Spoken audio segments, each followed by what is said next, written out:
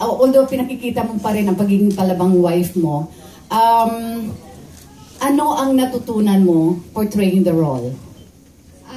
Ano po, actually isang bagay na ganun pala talaga pag may pamilya ka na and lalo na pag may anak kayo. Kasi dati po pag tinatanong ako kung ako ba daw yung nasa katayuan ni Yvonne, ipaglalaban ko daw ba yung asawa ko? Sabi ko kung ako kasi wala pa akong asawa, kung yung lalaki ayaw sa akin, sige, I'll let go. Kumaga, hindi ko na ipipilit yung sarili ko.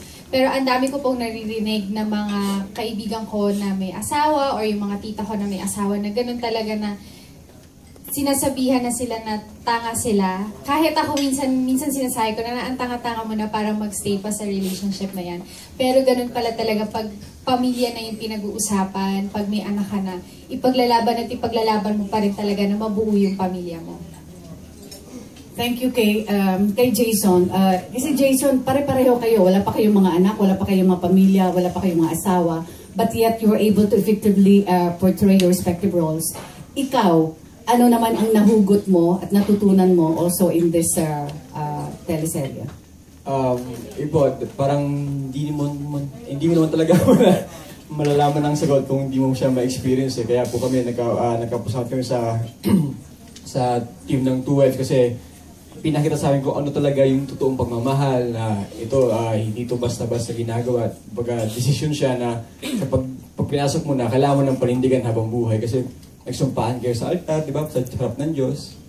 Tapos, yung po kasing pagpapamilya, hanggang ngayon po, hindi ko po rin alam kung paano talaga eh. Kasi may mga nangyaring trahedya, hindi ko po alam kung paano ka mag-react sa mga nangyari niyan.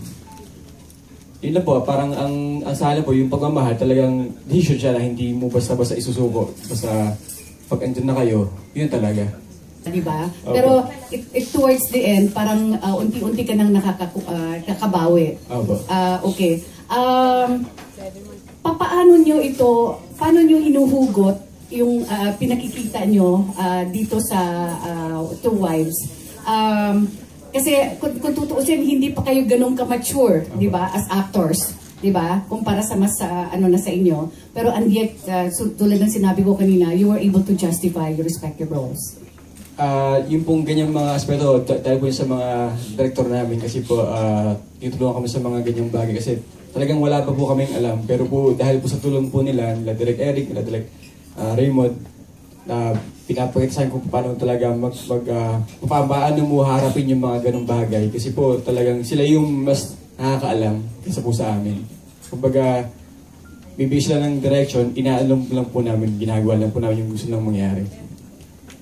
Actor, at doon pa lang pinakita mo talagang pagiging mahusay mong aktor.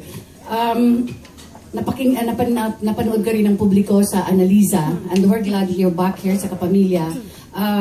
At napapakita mo ulit at aktibo ko ulit bilang aktor. Ano ang masasabi mo na naging part ka ng Two Wives, napaka-successful at isa sa talagang inaabangan ng mga manonood? Well, first and foremost, I'm very glad to be back here in ABS because the projects here in ABS are really one of a kind and really gives you a chance to show what your talent is made of. And to be part of a show, Two Wives, I'm with very talented actors and directors. Syempre, it makes you feel so blessed that you want to work even more and want to give out your best also. Thank you.